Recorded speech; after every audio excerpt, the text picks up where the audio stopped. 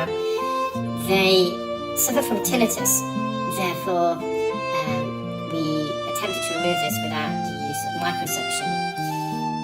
For those of you who don't know, tinnitus is a sound that originates either within the ear or inside the head that's not due to an external stimulus. So it's kind of a self-produced noise by the body or the ear or the head. And we probably all experience tinnitus in our lifetime. I sometimes get it after a long day at work, if I'm really tired, I go home, a bit ringing in my head. It just passes within seconds. Some people get it constant.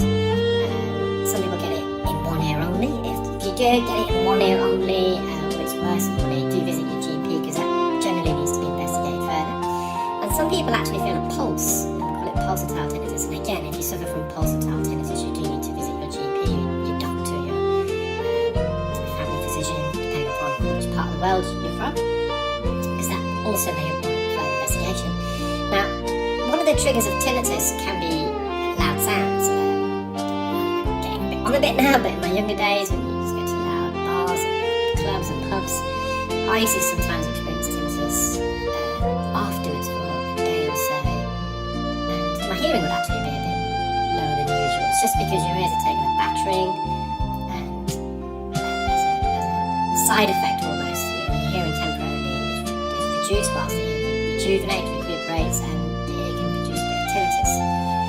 So loud sounds is known to be tinnitus. Now, when we perform microsuction, it is slightly noisy. We can't, that is, microsuction is in your ear, we've got a vacuum in there. It's very well tolerated, mind you. But when people have got tinnitus already, try to, wherever possible, avoid it. Now, wax can be caused by the tinnitus itself, so the pure removal of the wax can also alleviate tinnitus. So, it's not to say that if you have got tinnitus, people should not be performing microsuction. That's not technically correct, but whenever it's possible to try and remove the wax without using microsuction, in cases of tinnitus, it's advisable to do so. It's not always possible. We get loads of clients around the UK contacting us from watching our videos who suffer from tinnitus, and we treat a lot of people by not using microsuction, but it's not always possible. It depends on the consistency of wax, the location, the ear anatomy. We must stress that, and we always explain that on the phone. We had a case recently where someone booked in, and it was clearly explained that we'll try our best, but if it's not possible, I'll come back to that in a moment. So we've removed this. Now you can see the bottom of the ear canal is extremely wide in there.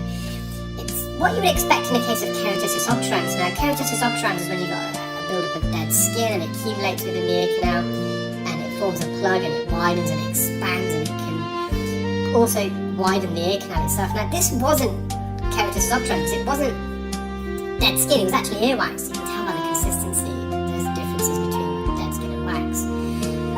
So I suspect that's an anatomical default that the patients, well, I don't want to call it default, it's an anatomical trait that the patient's got with their ear canal, and it's not allowing the wax to escape, and it's collecting in that widening. So the patient is aware that they're most likely going to have their right ear cleaned in particular more regularly. I'll just go back to the patient I was referring to. So patient booked in, we clearly explain, it's on the website, and we always explain this.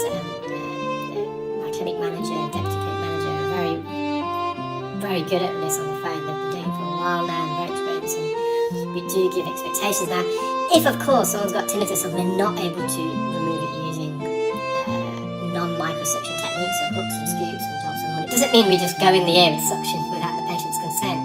We weigh up all the options of the patient, and we explain that we've done as much as we can with non-microsuction techniques, but the remainder, especially if it's deep and it's wet and it's on the eardrum, you can't use any other technique.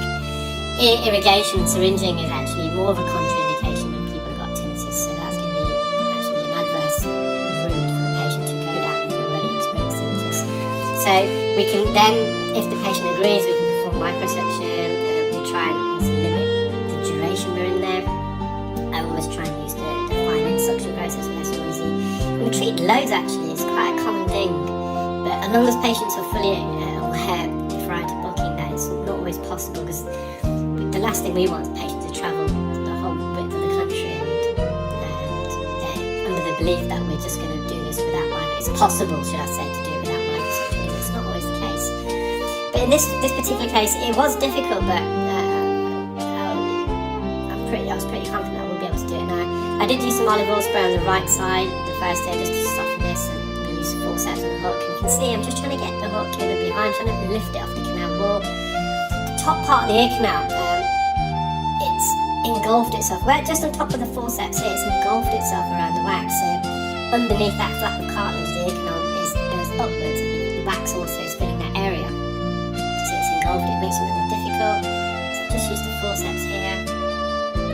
Now the right ear was the patient's worst ear. They felt that was more effective, but in terms of quantity, the left ear was a substantial amount more wax. It was also more impacted. Now I'm just going to use the top jaw here just to separate the wax from the canal wall. I'm going to get a grip and slowly pull this out. And the possible cause for this impaction as well. Of course, in the right ear, we know we've got this anatomical dip in the ear canal. So as the wax tries to migrate, it falls down this dip and as well, this trench, this pothole. We can call it a pothole. Someone, a patient used that analogy. It was quite a good one. So the wax fell down the pothole and it wasn't able to come out. But they also wear sleep plugs because their partner can snore. Hopefully, the patient said it was okay for us to upload, and so that's fine. But hopefully the patient's partner's not watching, because they may not be a happy bunny learning of that, but I'm sure they know, because they would have obviously asked why they're wearing sleep clothes. But by wearing sleep clothes, it can impact the wax in. Now we could have left this, but the patient was really still, so I just got to drop some more. We're on the bony part there, so we had to be careful, but I just managed to glide over and remove it. But there's not so much of a dip here. There is a slight of an inclination of the ear canal, an incline, quite a steep one, which is the norm for most of us, but this patient's inclination, the height, the incline of the ear canal is probably more than the norm. It's about 32 degrees typically.